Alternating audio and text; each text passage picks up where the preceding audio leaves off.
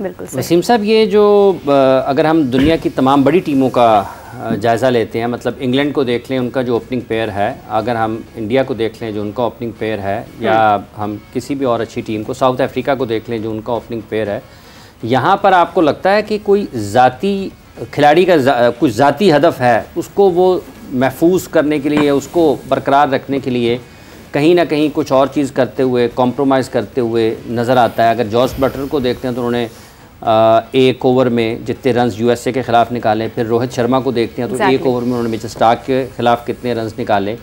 तो आपको लगता है कि जो मॉडर्न डे क्रिकेट की बात होती है, तो ये इसमें आपको सबसे पहले बेगर्ज होना पड़ेगा कि आपको अपनी अना या अपनी ज़ात है उसकी नफ़ी करना पड़ेगी, फिर आप उस तरफ जा सकते हैं? ये तो देखें, आप मोहल्ले का मैच खेल रहे हो ना, ये सोच तो वहाँ पे भी होती है आपकी, टीम फर्स्ट। तो आप तो नेशनल टीम की बात कर रहे हैं, ये तो एक मतलब अनरिटन रूल है ना। एक तो ये तो टीम से आगे तो कोई नहीं है, टीम से बड़ा कोई नहीं है।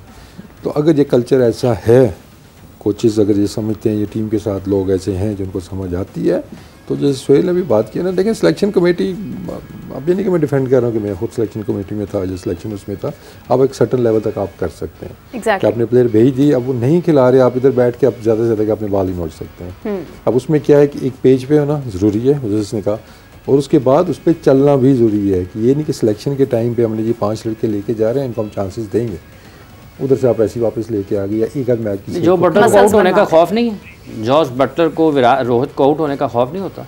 देखिए, अब जिसको खौफ आउट होने का होगा ना, वो नहीं चल सकता ना इंटरनेशनल क्रिकेट में। ये चीज़ें आपके सामने मिसाल आ रही है ना। अभी आज आईसीसी रैंकिंग आई थी, अभी मैं वही खोल रहा था अभी उसमें, कि नंबर 1 पे ट्रेविस हेड आ गए हैं, ठीक है ना, और उसके बाद सूर्या कुमार हैं, फिल सॉल्ट हैं, उसके बाद हमारे बाबर आजम और रिजवान हैं। इसमें 2 प्लेयर ऐसे हैं, एक हैं जी जसवाल और एक ब्रेंडन किंग। ये दोनों अपनी प्लेइंग 11 में नहीं आते, so that shows the true picture of this ranking. वो अपने मुल्क की, ये तो बहुत बड़ी बात है, ऑटोमेटिकली वो सिलेक्शन के अंदर नहीं आ रहे, उनके वर्ल्ड कप की टीम के अंदर। ब्रेंडन किंग कुछ मैच खेला, वो बाहर बैठा हुआ है, जसवाल एक मैच नहीं खेला अभी तक, लेकिन रैंकिंग में टॉप 10 के अंदर वो हैं। कोई पोस्ट पाकिस्तान क्रिकेट बोर्ड ने भी की हुई है डिजिटल पर, वो भी निकाल लें, उनके बारे में भी बात करते हैं। अभी वक्त होता है एक छोटी सी ब्रेक का, इसके बाद आपके साथ दोबारा गुफ्तगू का सिलसिला जारी है। Welcome back everyone. ब्रेक पर जाने से पहले हम बात कर रहे थे बेंच स्ट्रेंथ की और ख़ास तौर पर रैंकिंग्स की। ये रैंकिंग्स की इंपॉर्टेंस बेसिकली कितनी है भी या नहीं है, इस हवाले से बात करते हैं। वसीम साहब, आप बात कर रहे थे इसके ऊपर। अगर हम देखें कि रैंकिंग्स की इतनी ही इंपॉर्टेंस होती तो हमें जो दूसरी टीम्स के टॉप प्लेयर्स परफॉर्म करते नजर आते हैं, अटैकिंग फॉर्म में नजर आते हैं, वो फिर ना आए, वो तो अपनी रैंकिंग्स के ऊपर काम करें, अपनी परफॉर्मेंस पर काम करें, आउट होने के खदशात ना हो उनको। नहीं, देखें, वो खेल के भी अब रैंकिंग में आ सकते हैं। टॉप वाले अगर आप देखते हैं, ट्रेविस हेड हैं आपके, बटलर उसके अंदर लिस्ट में, सूर्या कुमार हैं, तो उस तरह के प्लेयर्स भी आपको नज़र आ रहे हैं। लेकिन अगेन ये रैंकिंग जो है ना, देखें, आपकी टीम जब अच्छा कर रही है तो आप रैंकिंग भी आप देखेंगे, आप खुश भी होंगे, नहीं भी आपको इतना मैटर नहीं होगा। लेकिन जब टीम की परफॉर्मेंस नहीं है, फिर वो जो रैंकिंग है ना, मैटर नहीं करती ना इतना ज़्यादा, कि मतलब फिर आप कहेंगे जी देखेंगे हमारे पास इतने बड़े नामी ग्रामी बैट्समैन हैं या बॉलर हैं, लेकिन हम मैचेस नहीं जीत रहे हैं, तो दोनों का ना एक बैलेंस एक होता है। तो आई थिंक जो क्राइटेरिया है थोड़ा सा, आई डोंट नो अभी इस साल चेंज हुआ है कि नहीं हुआ है, आईसीसी का जो रैंकिंग का है, कि वो प्योरली अगर हम देखते हैं वो स्टैट बेस उन्होंने किया हुआ है, एवरेज देखते हैं, रन्स देखते हैं टोटल। तो अगर उसमें थोड़ा सा impact performances, match winning performances लाएंगे, तो फिर शायद वो ट्रू पिक्चर आपको वो बेहतर तरीके से दिखाए। लेकिन अभी की जो रैंकिंग में देख रहा हूँ, आई एम नॉट श्योर कि ये चेंज हुई है कि नहीं, शायद इसमें कोई चेंजिंग वो लेके आए हुए हों। लेकिन अगेन हमारा मकसद जो है, एंड में टीम जीत रही है कि नहीं जीत रही है, रैंकिंग हो अच्छी बात है, बहुत अच्छी बात है, लेकिन साथ में अगर रिजल्ट्स भी जा रहे हों, लेकिन अगर रैंकिंग आपकी अच्छी जा रही है पर्सनल वाली और टीम के रिजल्ट्स अच्छे नहीं आ रहे हैं, तो फिर वो कंसर्न होता है। और हाफिज़ साहब हमेशा इस चीज़ को बहुत ज़्यादा इस चीज़ को हाईलाइट भी करते हैं, तो राइटली सो, मतलब वो तो end of the day matter क्या करता है कि आपकी मुल्क की क्रिकेट कहाँ पे जा रही है। अच्छा वसीम साहब, ये जो अब हम दर्जाबंदी की बात करते हैं, तो आपको लगता है कि गुज़िश्ता चंद वर्षों में ये भी एक पहलू है पाकिस्तान की क्रिकेट का कि जिसमें हमने ज़्यादा तवज्जो दी और मजमूई तौर पर टीम का माहौल या क्रिकेट पाकिस्तान की जो ग्रोथ होना चाहिए थी हमारी उस सर्टेन टाइम में, वो नहीं हो पाई, सिर्फ इस वजह से, जबकि अभी रोहित अभी वर्ल्ड कप खेल रहे हैं, सेमीफाइनल में पहुंची इंडिया की टीम। उन्होंने तो कहा कि ये जो ज़ाती आपके पर्सनल माइलस्टोन्स हैं, इनकी कोई इस तरह की अहमियत नहीं है। लेकिन जब चीज़ों को एज ऑर्गेनाइजेशन या माशरे में ना ग्लोरीफाई इंडिविजुअल्स को आप ज़्यादा जब करना शुरू कर देते हैं ना, फिर आपको ये प्रॉब्लम आती है। पाकिस्तान में किया गया पाकिस्तान में भी देखा हमने, इंडिया में भी एक स्टेज पे ये था अच्छा कि पूरी उनकी क्रिकेट कोहली के गिर्द घूम रही थी, एक दो प्लेयर्स और थे उनके गिर्द घूम रही थी और वो डिक्लाइन पे आए। पाकिस्तान में किसके गिर्द घूमती रही है? ठीक है ना, नहीं हमारे भी ये देखें ना कि जो प्लेयर्स आपको नजर आएंगे रैंकिंग में ऊपर हैं या 3-4 प्लेयर हैं, हमने ग्लोरीफाई शायद ज़्यादा कर दिया हमने, उसका नेगेटिव इम्पैक्ट जाता है दूसरे प्लेयर्स के ऊपर भी। यार वो बहुत ज़्यादा हमारा फोकस इंडिया पीछे हटा उस मामले से। और देखिए रोहित शर्मा आपको रैंकिंग में नज़र नहीं आया, आप दोबारा देख रहे उसमें अगर हैं तो नहीं है, वो नज़र नहीं आया आपको ना। हमारा देखिए मैंने उस टाइम भी ये कहा था कि अगर आप थोड़ी सी हम रिसर्च करें कि माइलस्टोन के नज़दीक कितनी बॉलें लेके दुनिया के बैट्समैन पहुंचते हैं और मुआवजा किया जाए हमारे बैट्समैनों के साथ भी, तो कुछ सवालों के जवाब आपको मिल सकते हैं कि 40 से 50 पे आपकी अप्रोच चेंज होती है, आप सिंगलों पे आ जाते हैं या आप बाउंड्री के लिए ही जाते हैं, 90 से 100 तक आप ऐसे जाते हैं। तो ये इंडिकेटर्स आपके पास होते हैं। तो ये फिर बात वही जो सुहेल पहले करते हैं कि टीम के अंदर जब आप एक कल्चर डेवलप करें, head coach is the one who is gonna develop the culture, environment उसने कंट्रोल करना है, तो उसके पास फुल अथॉरिटी होनी चाहिए। तो उसमें भी छोटा बड़ा प्लेयर कोई भी नहीं है, जो टीम के लिए खेल रहा है वो सबसे आगे है, जो टीम के लिए नहीं खेल रहा, अगर आपको लगता है कि वो नहीं खेल रहा और बाकियों को भी गलत इन्फ्लुएंस कर रहा है, तो ऐसी चीज़ों को आपको एलिमेंट्स को साइड पे करना होगा, तभी आप आगे जा सकते हैं। और अनफॉर्चुनेटली हमारा थोड़ा सा ये कल्चर डेवलप हो गया था पास्ट में, तो इसको दोबारा से ब्रेक करने की जरूरत पड़ेगी। सुहेल साहब, जिस तरह से बात हो रही है अभी रैंकिंग की, अगर हम अपने मुल्क की तरफ देखते हैं, हम बाबर आजम की बात करते हैं, आपने देखा कि वो भी थोड़ा डर के खेलते हैं, कॉन्फिडेंस नज़र नहीं आता। क्या उसकी वजह यही है कि मैं रैंकिंग्स में कहीं पीछे ना रह जाऊं, या सोशल मीडिया पर मेरे खिलाफ कैंपेन स्टार्ट हो जाएंगी, वो हमें अटैकिंग फॉर्म में नज़र नहीं आते हैं, बस एक डर नज़र आता है कि मैं आउट ना हो जाऊँ? क्या इज़ दैट द रीज़न? देखिए इसमें प्लेयर के पॉइंट ऑफ व्यू से अगर मैं देखूँ ना, तो आपको अभी हमने इस पे बात भी की रिसेंटली, जो ड्रेसिंग रूम में उन्होंने एक बात की कि जी मैं आउट हो गया तो आपसे 120 भी नहीं हुआ। तो कुछ डर आप उस सेंस में कह सकती हैं, वो दूसरा वाला डर तो मैं नहीं कहूँगा कि आपको शायद ये डर है कि अगर मैं रिजवान रन्स नहीं करेंगे तो नीचे से रन्स नहीं होंगे, तो ये मेरे ख्याल में उनके दिमाग में ये बात हो सकती है। बाकी देखिए, जब जैसे वसीम भाई ने बोला ना कि जब आपको हर तरफ वो रैंकिंग का शोर नज़र आता है और आप देखते हैं कि चीज़ों को ग्लोरीफाई किया जा रहा है, वो चाहे आपकी सोसाइटी हो, मेनली सोसाइटी से होता है ये, हमारी सोसाइटी में आपने देखा कि वो ग्लोरीफाई किया गया, रैंकिंग में फिर नाम दिए गए इस तरह के, तो वो फिर ऑब्वियसली बीइंग अ ह्यूमन आपके दिमाग में वो चीज़ें असर करती हैं ना, आप सोसाइटी का पार्ट हैं। आप जब हर तरफ से वही चीज़ें, आपको एक मैसेज आता है ना, आपके दिमाग में फीड हो रहा है डे इन एंड आउट, तो वो फिर ऑब्वियसली आपके एक्शन के ऊपर वो चीज़ें रिफ्लेक्ट करना शुरू कर देती हैं। तो वो बात वही है कि आपको एक कल्चर डेवलप करना पड़ेगा, टीम कल्चर, आपको पूरी क्रिकेट, अपनी डोमेस्टिक क्रिकेट का एक कल्चर डेवलप करना पड़ेगा। आजकल की क्रिकेट सेल्फलेस क्रिकेट है, मतलब आपकी अपनी ज़ात उसमें नहीं आती। जैसे रोहित की इमरान ने अभी बात की कि उन्होंने जो स्टेटमेंट दी T20 क्रिकेट में स्पेशली, वहाँ पे तो भाई आप 99 पे भी खड़े हैं और अगर आपको मुंह में बॉल मिला है तो you have to hit it for 6, ठीक है।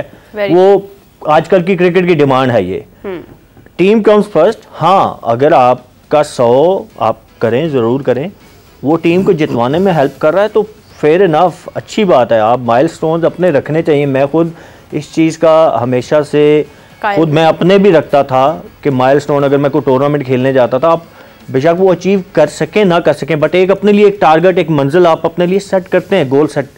प्रॉब्लम तब आता है जब आप उसको कंप्रोमाइज करना शुरू करते हैं टीम की परफॉर्मेंस के ऊपर। बिल्कुल सही बात, कि टीम की परफॉर्मेंस हो ना हो, मेरा अपना पर्सनल गोल अचीव होना चाहिए, देन इट बिकम्स रॉन्ग।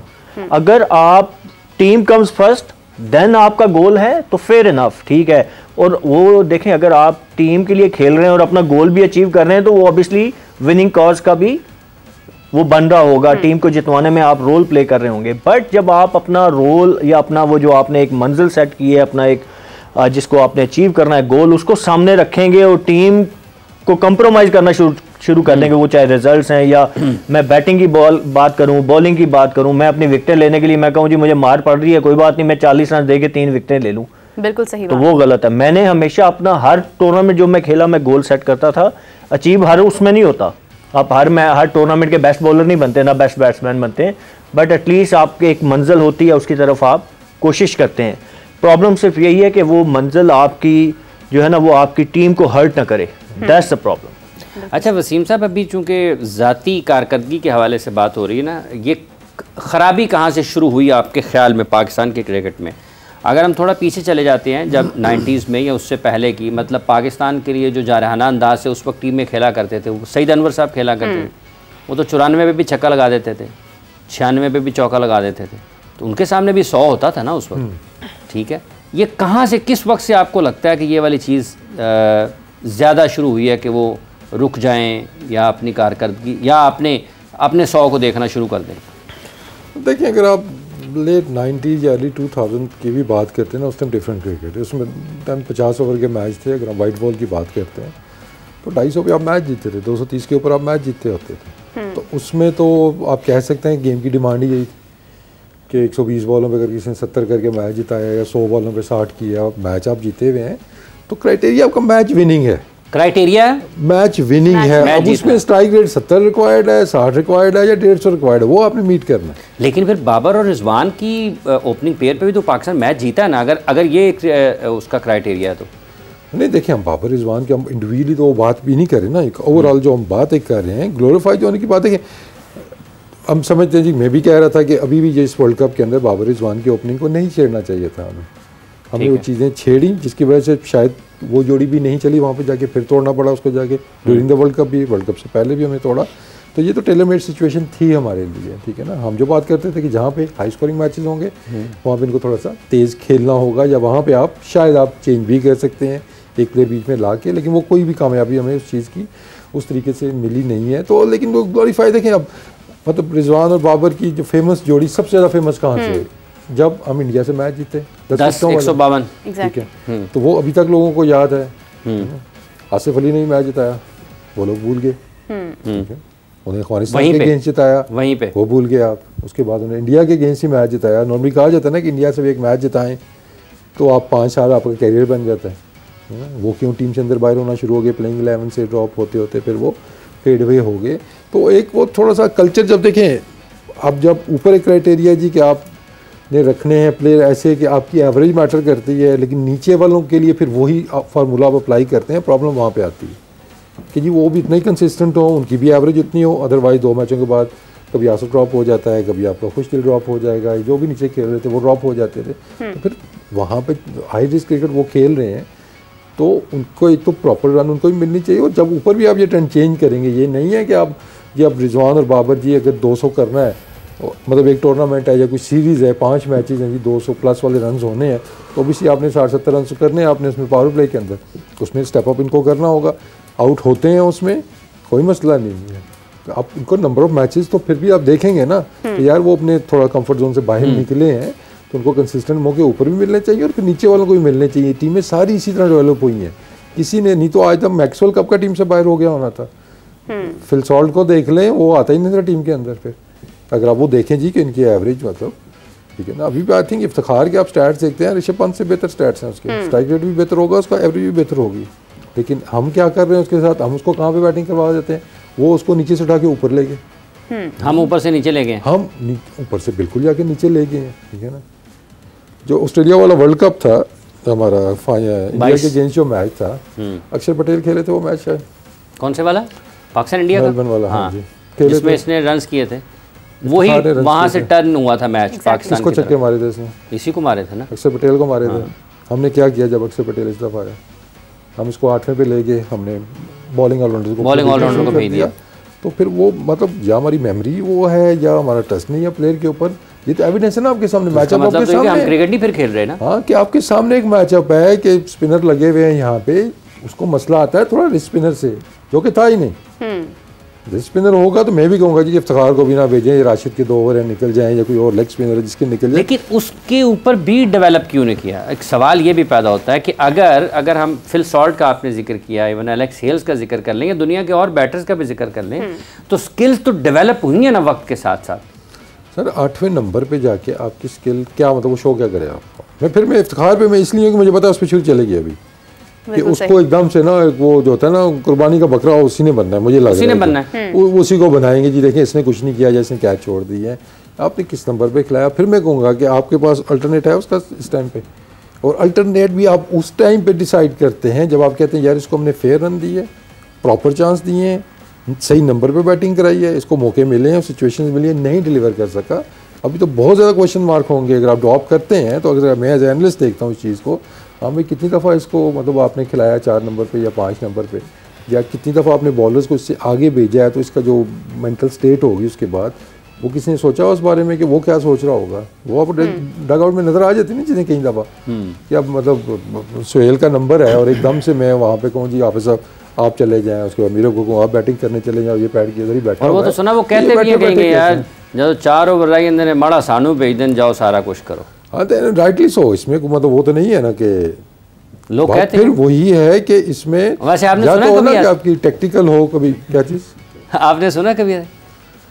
मैंने देखे मुल्तान में हमारे साथ है, मैंने सुना है उसको बिकॉज देखे बैटिंग में वहाँ बैटिंग कोच भी मैं था तो मैं इससे प्रॉपर जाके बात करता था कि यार ये भी ब्रिज स्पिनर लगा हुआ है, इसके एक आधा ओवर निकल जाए तो उसके बाद आपने ही जाना है, ठीक है ना। तो वो टेक्टिकल आप चेंज कर सकते हैं, लेकिन ये नहीं कि आपने पक्का आपने लेबल कर दिया है और ऊपर आप बिल्कुल डिफरेंट क्रिकेट खेल रहे हो, नीचे आप बिल्कुल डिफरेंट क्रिकेट। वो चीज़ मॉडर्न क्रिकेट में ये चीज़ नहीं है।